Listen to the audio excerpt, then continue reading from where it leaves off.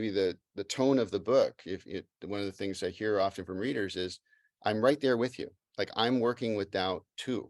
We all have self-doubt. Self-doubt is here to protect us. It's here to help us, but we hate on our self-doubt because it can be very frustrating. And I started working with a great executive coach named Wendy Hall back in Boston area, and she really helped me learn that I could change even at a older age, that I actually could completely transform into the way I wanted to be. And so I realized that that was kind of a calling and a wake up call. And I started to get trained as a coach. I went through Integral Coaching Canada and did sort of a 3-year program over 4 or 5 years, I guess.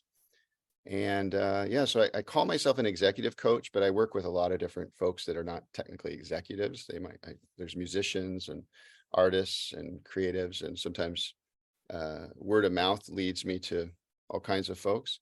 But in the executive coaching realm, I do a lot around conscious business practices, ways to relieve unnecessary suffering, as I like to think of it, that happens from ineffective communication, self-management, self-awareness, like learning to have more of those things so that you can actually know how you're interfacing with the world and understand what's going on inside you as well.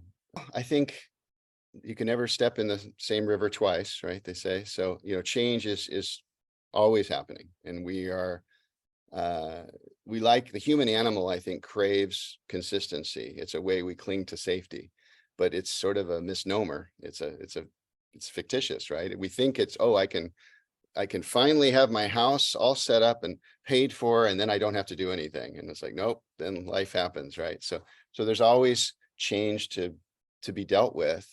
And I think just even orienting to that fact is a big important cornerstone, I think, of my coaching, is like understanding, building the capacity to deal with change.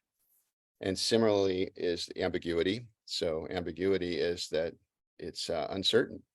Not only is change happening, but it's uncertain. And we don't know what we don't know. We don't know what might change tomorrow. But I have enough self-love and self-esteem that I know that if I chip away at it and I work on it, I'll get there. But sometimes if self-love and self-esteem is an issue, we know that's some foundational work that needs to happen. So I try to point that out in the book, that like learning to just love yourself and console yourself, give yourself what you need in any given moment as you're struggling with something, with, let's say, doubt, then it's like that's a different sort of, it's not just practice. Okay, you just need to practice more. It's like, no, you might need to take yourself out on a long walk and maybe go buy yourself some flowers, maybe